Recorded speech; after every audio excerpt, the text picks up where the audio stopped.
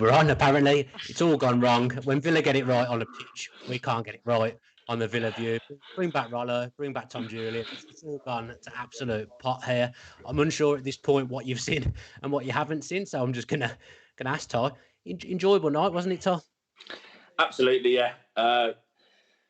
Second game in, unbeaten, mate. Pushing for them Champions League spots up the Villa, mate. Yeah, let's not mess around. Let's bring our guest in that seemed to absolutely corrupt things before. So we'll try and get Sean in again from 1 to 11 kits. I'm going to be honest, I can't see what's going on the screen at the moment, so I've got absolutely no idea if Sean's here or not. I'm going to have to hope for a nod from the producer. Yeah, he's in. Good. Hiya. Yeah. Sean, absolutely delighted, I imagine. 2 for 2, Villa 100% record. Not often we've had the chance to talk about happy times in the Premier League in the last decade, but at the moment, knowing as well we're going to add to the squad, it feels like we're in a happy place. It's been really, really positive, hasn't it? I think the way we ended the season, not only that, and the way we've continued, it's been amazing. And we can't really ask for much more as Villa fans who are in a second season in Premier League football. It's just positive, isn't it? And it's nice to come on to hear, we spent all them weeks when you first started this, listening and watching and praying for points. And now it's nice to be able to come on here and talk about, as you said, real positivity and watching an assured and mature performance. Yeah, because I'm not saying we were ever as bad as Fulham, although let's be fair, at times we were. But Fulham had a serious aura of that team that's just been promoted, struggling defensively like we did for so much of last season. But what's crucial is we capitalised as a side that struggled to score goals last season. We actually capitalised and bagged 3 today. I think that's the point, isn't it? You can see the difference in experience, that Premier League level experience between the two sides. Now we've had a season under our belt in the league, and I think that was the main difference, isn't it? I think the fact as well that home crowd is not as much of a prevalence in the Premier League at the moment as normal. So to be up against a team with no fans that would normally have that first home game back in the Premier League vibe about them, really worked in our favour. And Fulham, to be fair, they looked like they wanted it. But they just weren't clever, just weren't on it like we were, and didn't really dimensional going forward. They only really had that cross into Mitrovic, and Konsa and Mings sort of knew that was coming and pretty much did the job. Yeah, it was quite comfy for Villa, wasn't it, Ty? Like Sean says, it was that direct cross into the box. I felt like Mitrovic was trying to pin himself on Matty Cash quite a lot in the first half. And to be fair to Fulham, actually, I think we took our foot off the pedal. In the second half, they did cause us a few problems. Obviously, Martinez made a mistake and the goal ends up getting chalked off. But how much of the second half was it? Villa just took their foot off the pedal because the game was won early in the second half, wasn't it? Absolutely, yeah. One thing I spotted with Konsa, Mitrovic was beating him to the headers, but Konsa was making his life an absolute nightmare. Yeah. He had him pinned down. He had loads of attempts, but none of them really, much of a threat. But Konsa he's proper found his feet. I think he's had Mings alongside him.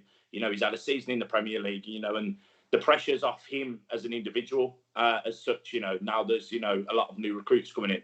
I think he's been outstanding, mate. And Matty Cash, as you said, absolutely brilliant. I think it comes down a little bit to what Sean says, that extra year now of experience. I've got to admit, when he first came in, I wasn't 100% sold on Konsa. But after lockdown, even when the games he played right back, I thought he was absolutely brilliant. And Sean, to be fair, you've pulled him on your back of your shirt this season, haven't you? And he's having to buy you a new shirt because he's changed a number. But I'm guessing you're obviously really, really impressed with him as you've got him on the back of your shirt for the new season. Yeah, I thought after lockdown, I thought Engels was going to naturally be the number one centre back, the more experienced when we signed him the first season when we came up. But yeah, he's just really progressed really well, hasn't he? He's got an English coach. He just seems to have settled into the squad, into the playing style, and he's a good player. He is a good player, and I can't really remember how much we paid for him, but it looks like a steal at the moment. Yeah, I felt like it was around million. My memory may be completely deserting me there, but I feel it wasn't far off. £15 million, and in the modern day, where the prices are absolutely crazy for a young English talent like that, someone who's got England under 21 tournament experience as well, it's looking like money well spent. Let's just turn it round to obviously my favourite player, someone who everyone knows I love, so no one wants to hear what I want to say about him because everyone knows I love him. But Sean, what do you think of Connor tonight? He's obviously got a goal and an assist. That's the kind of game that just suits him, isn't it? It's the game where he can be really productive.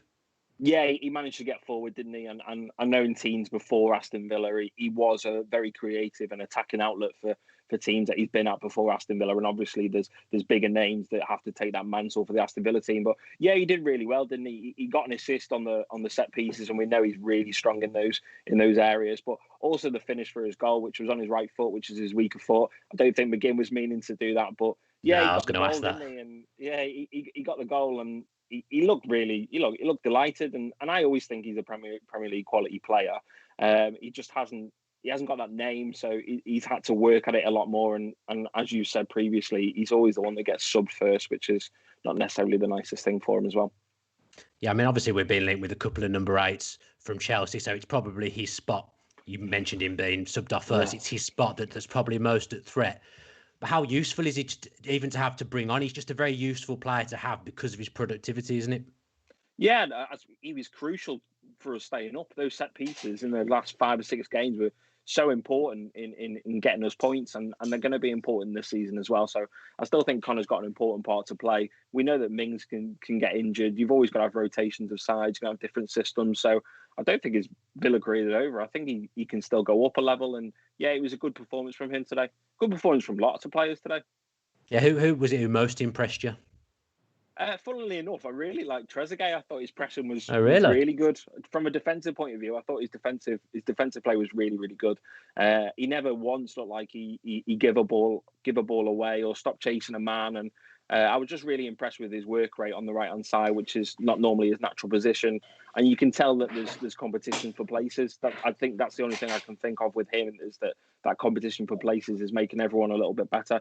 And Watkins as well, which you guys previously mentioned. You know, I can see that the team is better with him in the side, and you can tell that he's originally a left winger because he's fine with taking people on. He's fine with linking up play. It's just getting that Premier League quality finishing, which I think will be his area where, you know, that'll be his challenge for this season. Yeah, I'm seeing in the comments, Ty's just flashed up on the screen, Matty Cash getting a bit of love. I thought he was very good in the first half of his debut against Sheffield United. What did you make of him tonight? Just solid, mate. I think going forwards and defensively, I thought he was outstanding. You know, especially when we took the gas off, he was. When we welcomed a bit more pressure in the second half, I just thought he was bang on, mate. You know, not really a foot out of place. My worry at the moment is, I mean, I'd be keen to hear your view on this, actually, Dan, is the left side. With Neil Taylor, I feel his defensive side isn't the worst, but his attacking side is non-existent. But then with Target, I think his attacking side is, you know, he's positive and his defensive side lacks. How do you feel about that, Dan? Do you think that we need a new left back with a middle ground of both? You know, like a left back equivalent of Matty Cash. What are your views on that, Dan? I think long term they'd probably look for an upgrade, but I feel like this summer, when they're trying not to do too much and disrupt the side a load, I think that would be something that wouldn't be a priority. I think they're probably happy with Target in terms of his attacking output, and that they've got the backup of Taylor, who is dependable, if nothing else, if they need to call on him. There's a couple of things I see from Target that worry me. Some games I think he's absolutely brilliant, and then there'll be certain games as well where I think defensively and his positioning's a little bit suspect. But I think for where we are at the moment, we paid maybe £18 million for Target. I don't see us going and splashing the cash on a new left back this window. I just don't think that would be sensible at all. What did you make of him, Sean? Yeah, I think it's important to note as well that he's not old, is he? He's still going to improve going forward. So I think for the level that we're at, you know, he's okay, isn't he? And in the transfer window, we had areas that we needed to improve more than Matty Target. So I think that's probably where we're at with him. I think he's not the best, is he? He doesn't inspire a massive amount of confidence, but I think it's the fact that we had other areas that we needed to improve that means he keeps his place, at least for this season anyway. But yeah, if I was going to think of future transfer windows, if he doesn't improve, then it would be a player that I would, or a position that I would think that Neil Taylor needs to move on, and then we would get someone in when Taylor's contract probably expires.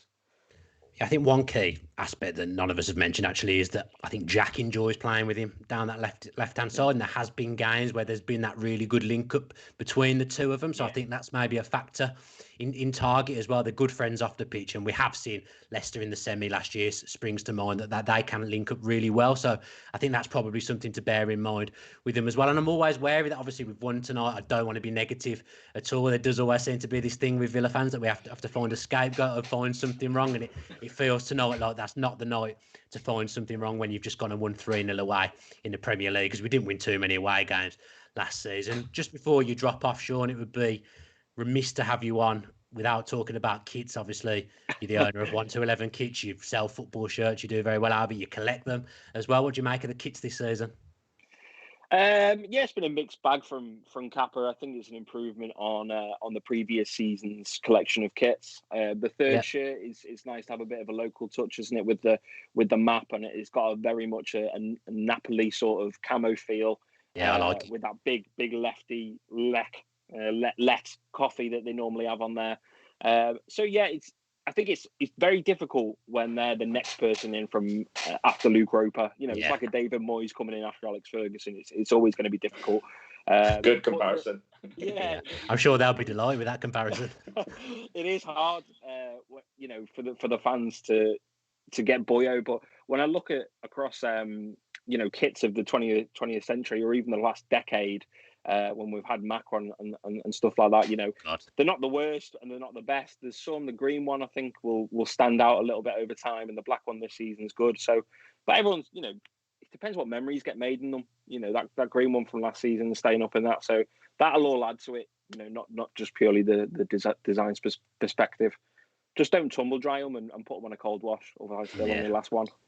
I tell you what, you've sent shivers down my spine mentioning Macron there. But Sean, it's been great to have you on as well. And do make sure you're checking out the 1 to 11 Kits podcast as well. You have to remind me what it's called, because I've completely forgotten what it's called. Didn't write it down. Well, no, it's just 1 to 11 Kits on YouTube. Him and AVFC Kit Geek go through and talk about Villa shirts from yesteryear. Might even make a cheeky appearance on there myself in the coming weeks. So make sure you check that out. And Sean, thanks for coming on. And as always, it's great to talk about a win.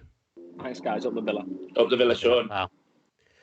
Probably a good time to mention now that we have actually got a bit of an association going on with Fanatics at the moment. So if you visit the AVFC online store, you can get 10% off. The link has just popped up on the screen, as well as the code that you can use at checkout. I do think there's a few exclusions. I couldn't tell you for the life of me what they are, but just use the code VillaView10 and see what happens. You might get 10% off. You might not.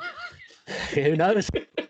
Ever the professional. Now, Ty, obviously we've had some technical difficulties tonight, so I'm unsure whether anyone even heard what we were saying about Ollie Watkins, but just in case you didn't, we were talking about the fact that he's visibly frustrated by the fact he hasn't scored yet, but we think he needs to relax a little bit because his overall game has been absolutely top draw the first two games compared to what we used to from a striker as well, to be fair.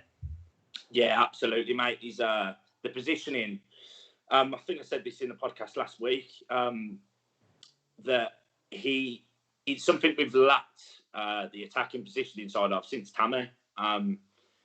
We've been desperate for the, I don't want to say the words, but some call it a tapping merchant. I call it right place, right time.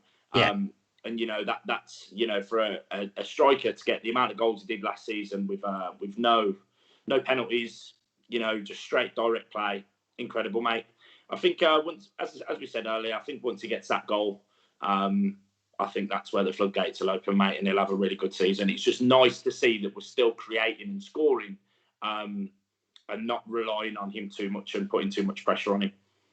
Yeah, it's that thing, isn't it, where you need people chipping in from all areas. Obviously, tonight we've got a goal from the wing, a goal from central midfield, and a goal from a centre-back.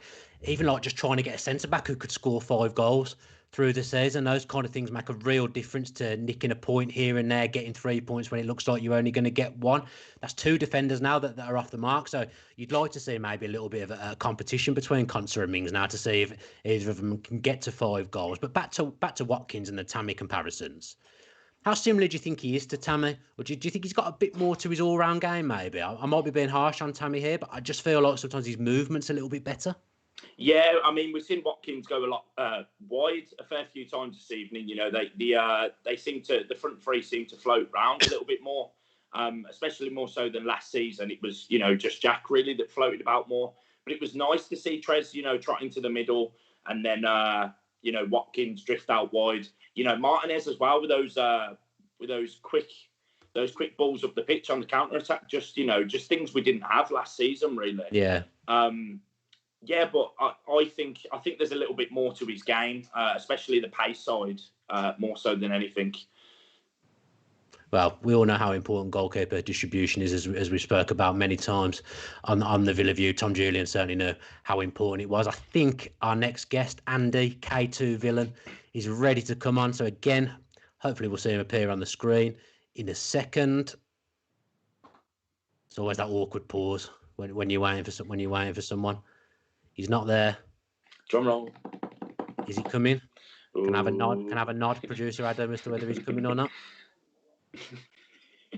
I'm gonna go with no. I can see his face, but I don't know. He's not on the screen at the moment. Adam, can you just give me a nudge as to? There we go. There he was, very briefly. Oh.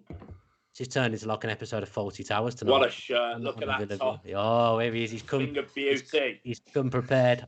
I won't ask you what size it is, Andy. I'm not going to be that guy. But you're looking quite jovial. Yeah, 3-0, Andy. Delighted. I mean, it's like the Twilight Zone, isn't it? It's amazing. Like two games, 2 wins, 4th in the league. I did expect things to be a little bit better this season, the start of this season, but can't be any better. I'm saying 4 wins, 4 out of 4. What, you reckon we're going to go to Liverpool on Sunday? No, we've won 4 out of 4 already. Oh, I was going to say that was very, very ambitious. But just on the subject of the Liverpool game, how important is it to get 2 wins going into what is obviously going to be a really tough match for Villa on Sunday? Absolutely, it's a big. It's likely that we perhaps won't win that game, although you never know the way some of the results are going, particularly this weekend. Yeah, you never know. We didn't disgrace ourselves at Anfield earlier on in the year, did we? So there's potential there, but absolutely. I mean, it means we can relax a little bit, and then going into the international break, which I can't believe there's another international break really, but it's a good thing, to have the 6 points on the board, definitely. Yeah, especially with that game in hand as well, to be sitting 4th, having played 1 less than the majority of teams in the league. It's a really, really positive start. You mentioned the international break. I don't think Gareth Southgate was there tonight, but he'll have had his scouts and people watching Jack Grealish tonight. First half in particular, he terrorised them down that left side, didn't he? Yeah, absolutely. It was reminiscent of some of his performances in the Championship, where he was just picking the ball up from deep, and there's no stopping him. And it's kind of a shame that there wasn't. I remember the one where he was right on the touchline and he kind of beat a couple of men and drove into the middle, and I think he picked out Trezeguet, who, I think Watkins might have been offside from Trezeguet's shot, but it's a shame that nothing came of that really. But his goal was excellent. I mean, you don't often see him making those runs in behind, do you? And McGinn picked him out beautifully, and but it was reminiscent of those Championship games where he would just run the game and he would beat men all over the place and run at the goal, and he was just head and shoulders above everyone on that pitch tonight, I thought. Yeah, Philly Days just said in the comments there, Traoré and Grealish linked up, looked tasty. Sean, sorry, mentioned Trezeguet. Obviously, Traoré's ended up coming on. Ramsey's got a bit of game time as well. Do you think Traoré comes straight in for Trezeguet? Because I've got to say, I thought he was quite lively as well. Yeah, I was really impressed with Trezeguet tonight. His overall work, I mean, in those last 4 games before the end of the season, I thought his work rate was incredible. So he must have run miles and miles in those games. Quite often kind of leading that press, and really getting in people's faces. But I thought technically he was excellent tonight on the ball. He was really, really good. I thought he's always a threat coming in on that back post from crosses. I mean, we've seen it so many times last season with those goals he scored. But he's such a danger because I really think he's got an eye for goal. And I think he just looked like a more accomplished Premier League player tonight than he perhaps has done. certainly at the start of last season, he looks like he's at home now. So I don't necessarily think Traore comes straight in. Obviously, I'd like to see him. He seems like an exciting sort of player to watch, and I'd like to see him come in. But I'm not sure. I think Trezeguet's shirt to lose at the minute. Yeah, and Ty, how important is that competition for places? It wasn't something that we particularly had last season. It was more of trying combinations because things weren't working. But now we saw in the cup when all the reserves played last week, there is that genuine desire now for people to try and get themselves in the team because they're out. But it will lead to more performances like that because we've got people putting pressure on other players to perform because they know if they don't perform, they're going to lose their place. Absolutely, yeah. I think Trez having, as Andy said, he was always leading the way with the pressure. He did always run his legs off, but some games he was, he didn't really get into the game.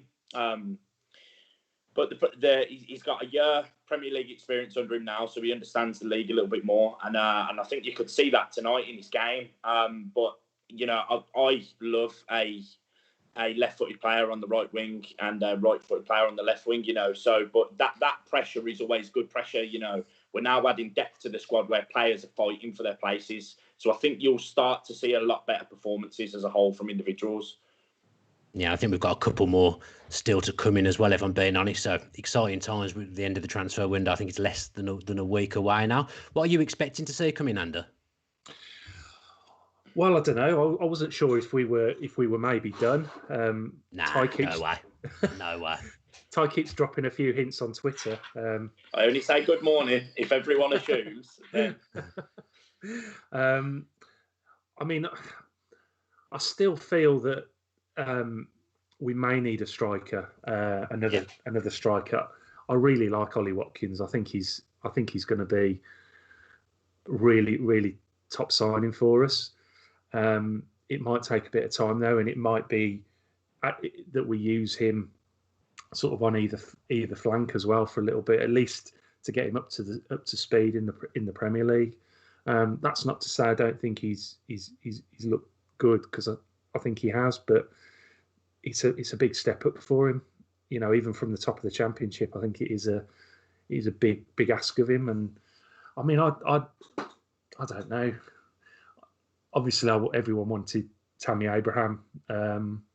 That's not going to happen. No. I mean, maybe the Edouard at Celtic. I don't know if that's still a possibility. I don't know if we're in the market for someone who's going to be that expensive. And there's always Benteke still floating around. Oddly linked with Spurs today. Crazy, yeah. Benteke, yeah. I mean, that Spurs, they wanted him when he was banging in the goals for us, didn't they? It would be a strange move to see him move there. What about Connor? Because obviously we're being linked with the number 8. I think we will sign a number 8, but it will do him good to get a goal and an assist tonight. What did you make of his display? Yeah, I mean, he just gets more and more comfortable with the level he's playing at, and I think that's the case.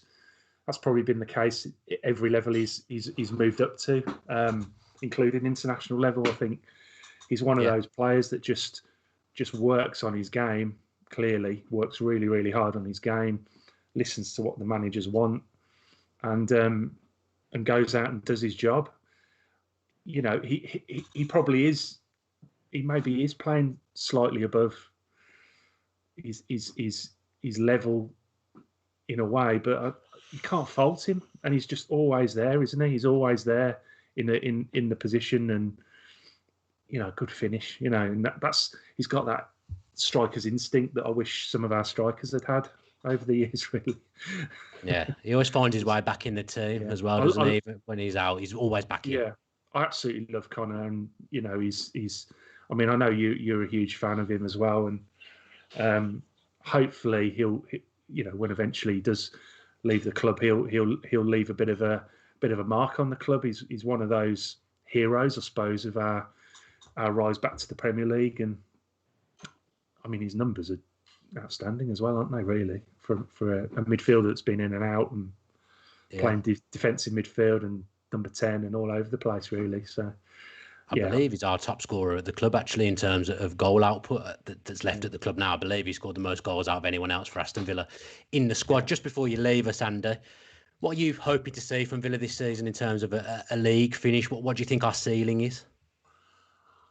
I think probably anything below 8th. I think, well, anything below 8th, anything between 8th and 15th. Okay. I certainly don't want to be Fair. in a last day scramble again. But the way, I mean, it's impossible to tell. Like we say, everything is so topsy turvy.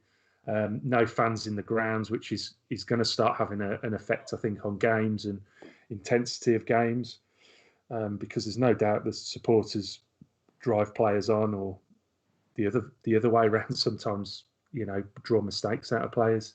Yeah. And we're seeing some really, really weird results, and particularly, against the home sides a lot of the time. So it's impossible to tell, isn't it? But I mean, if you gave me 12th now, I'd probably take it. Yeah, I think most people would. But I wouldn't be. Half of me would think, well, we could get up to 8th or 9th, maybe. I don't know. Well, that's what happens when you win 2 in a row.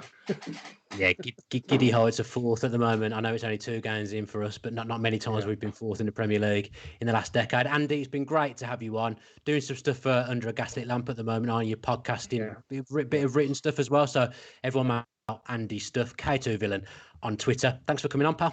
Thanks very much. Cheers, guys. Up the Villa. Up the Villa. Take it easy.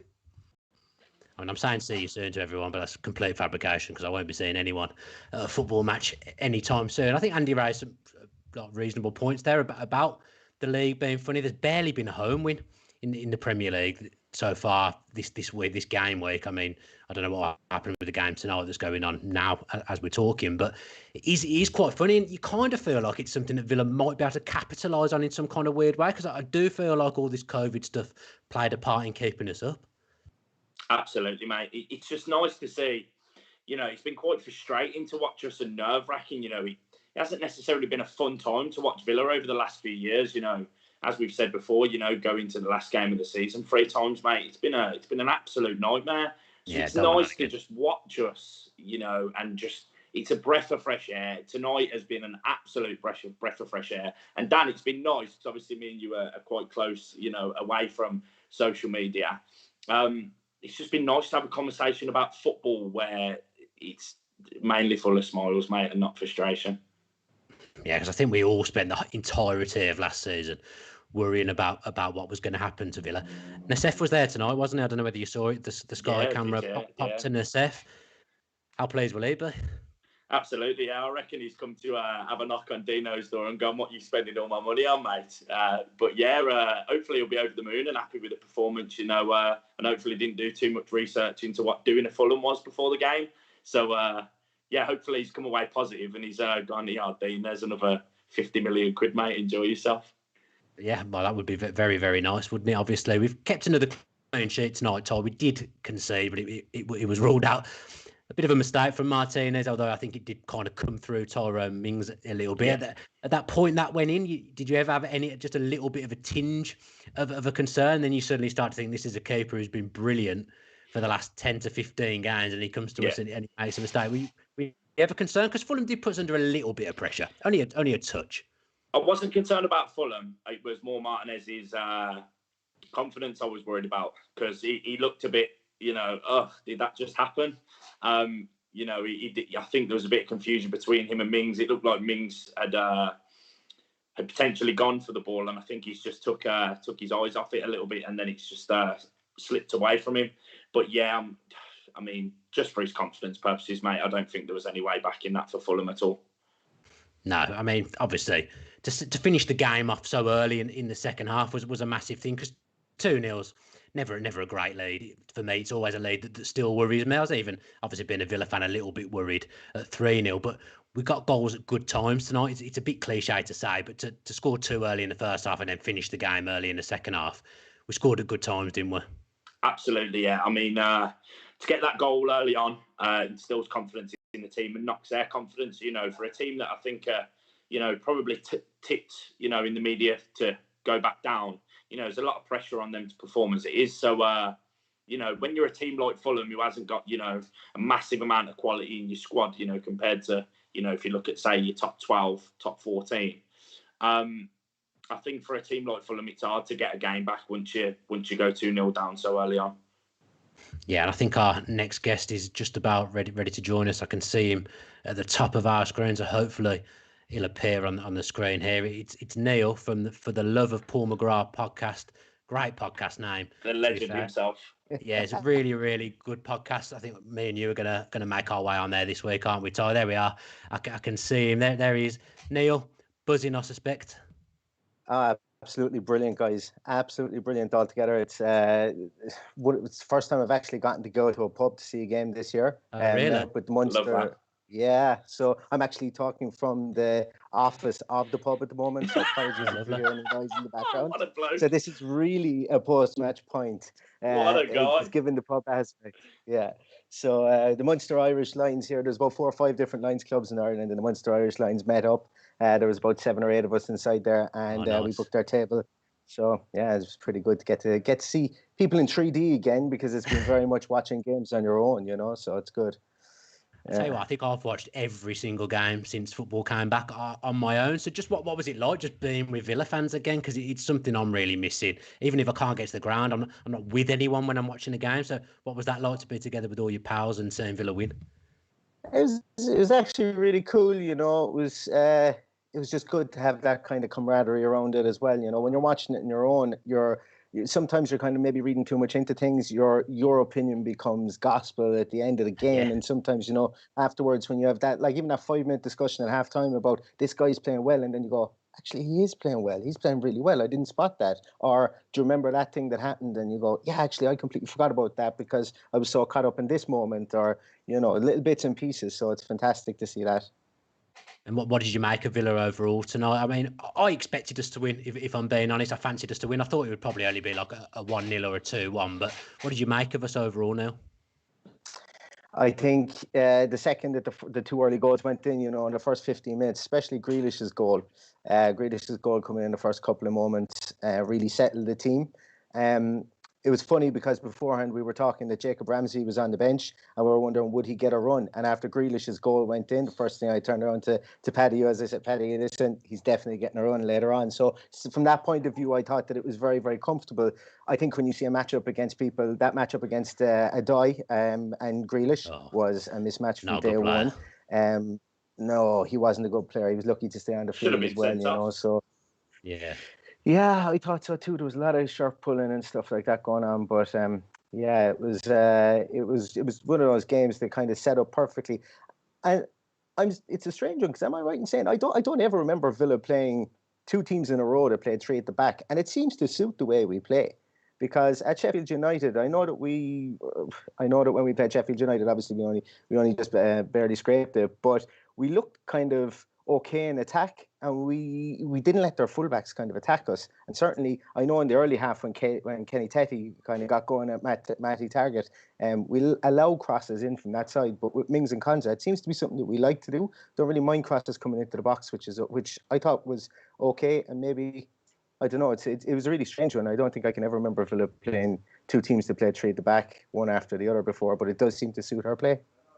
Yeah, I think what you say there about the 3 at the back, obviously it's a system that Fulham haven't really played. They played 4 at the back in the first game. It's probably something they've worked on in the week. I don't think they were fully comfortable with it, if we're being perfectly honest. And that first goal was a demonstration of that, the way Jack ghosted from the left-hand side to end up on the right-hand side of the penalty area and took the ball home. The front three's movement caused Fulham problems because I think one of the main reasons is they're not used to playing that 3 at the back. But it was good to see people popping up all over the place, wasn't it, Neil? And so many people in the box as well against what was a weak side. But at times we had 4 or 5 players looking to get in the box and get on the end of things, and that's where the goals came from.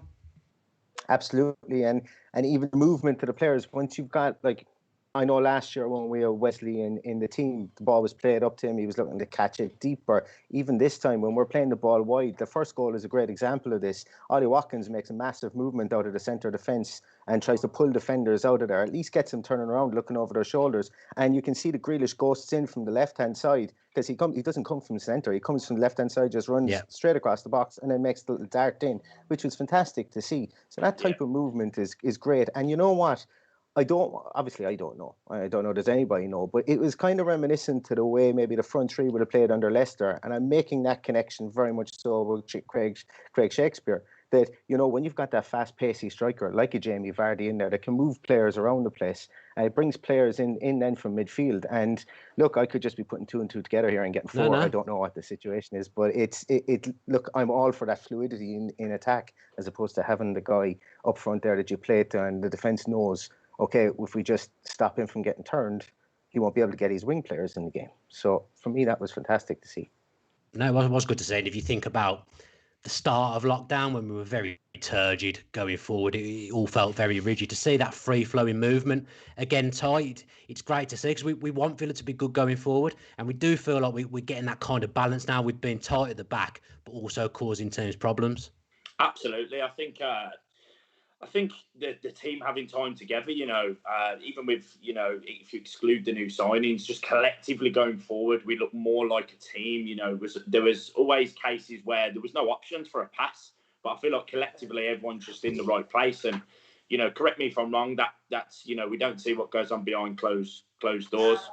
But as Neil said, it could be, you know, Craig Shakespeare coming in. You know, he could have a part to do with that as well. You know, and I think having that pacey striker as well definitely has something to do with it as well. But collectively going forward, mate, I've been really impressed. Yeah, it's just having that outlet. It felt like it was never really something that we had last season. And Neil, I imagine when the second goal went in, it was a very popular goal scorer in the pub you were in. Absolutely. I think everybody jumped up and said, was it Connor? He hit it with his right foot. We're not sure. We're going to have to wait to see the replay of it. But yeah, absolutely. We've nicknamed for him here. We call him the Bandon Beckham. Because he's from a place in Cork called Bandon, and obviously he crosses balls like David Beckham. You'll have to pass that on to him, Dan. Yeah. We'll let him know about that. Bit of a right foot swinger. I can't remember him ever scoring a goal on his right foot for Villa. To be honest, I think he maybe has scored one when he first joined. But what's your overall thoughts on Connor? Because I love him, but he does divide opinion amongst Villa fans. People saying he's not cut out for the Premier League. But I'm going to imagine you're in my camp. Oh, he absolutely does. Yeah, look, I think what he does is one of those guys that's how am I going to put this? Alex Ferguson always had a guy in the team that was probably people didn't really like him in there. Or he thought he was average, and when he moved on to another team, he was bang average in that team, but he suited that system. And I think that Conor Horan has found a system and found a team in Dean Smith and in Aston Villa that the players around him will feel he's a lot more pivotal than the fans looking at the game. Like, he's understanding when he first came in, when we first started to play Jack out on the left, Jack trusted him to cover him in defence when he needed to, while Jack was getting used to playing there. Now we see Jack up and down that left-hand side, no problem, and he gets back and helps with target. But there was a trust factor there as well, and that probably bought Connor time in the team to settle in. Now, I think he's good. I really, really like Connor Oren, and look, I do think we need another central midfielder to rotate in around those three positions. Yeah, absolutely, even with the emergence of Jacob Ramsey. But I don't see that Connor Oren has done anything wrong to date to kind of to warrant being dropped. Yes, we might bring in better players than him, but the system he's working in it. And since we came back from lockdown, he allows Douglas Luiz to sit further back on the edge of the box. He allows Douglas Luiz to go forward as well. So I would imagine if you were to poll the players, they would say that he's probably a lot more pivotal to the game plan, to their game, than the fans would admit or would be able to see. Do you think he does a lot of stuff that goes unnoticed then? Because I think his game management and his game intelligence is something that gets overlooked. I think it's something that you've obviously picked up there, that when players go wandering, he's the one that fills in and finds himself in the right place. I guess that's what you're getting at. Yeah, exactly. And that's why sometimes, yes, he might be seen as being maybe a small bit out of position at times, but I think he's got this real kind of. Look, I don't want to call him Roy Keane because he's not that type of player, but Roy Keane had this kind of terrier bulldog mentality about him, whereby he just had a work ethic about him. And I think Connor has that as well, but obviously not to the same ability. But I think he has that, and he wants to kind of put himself put the team before himself, and he'll run into those positions and so on. And yes, it's not glamorous, and he gets goals every so often. And I think, did someone mention that he's our highest scorer in this? Yeah. This team in our team, he scored the most goals for Villa that's at the club currently. There's some record. It's a great record for a midfield player to have, to be fair, isn't it? Well, when you've got the, great to see. Sorry, Ty. When you've got the, I think the thing is with kind of as you said, Neil, what complements in our system so much is you've got the most fouled player in Europe in your team, and you've got one of the best set piece takers in English football, and statistics prove that up, whether people believe it or not. And I think that's a massive compliment to him. And I mean, if there's a time where he isn't a regular first team player for us, or he's not on the bench anymore and he does go elsewhere, we need to replace that level of set piece taker, because he's world class at his set pieces. And that's interesting that you mentioned that, Ty, because it was mentioned in the pub tonight. It was, if we get a penalty, who's going to take it? Jack has missed a few penalties and so on, and Connor's name came up, and it was a case of, well, yeah, absolutely. Why wouldn't he take it? He's a dead ball specialist. I'd have complete confidence in him.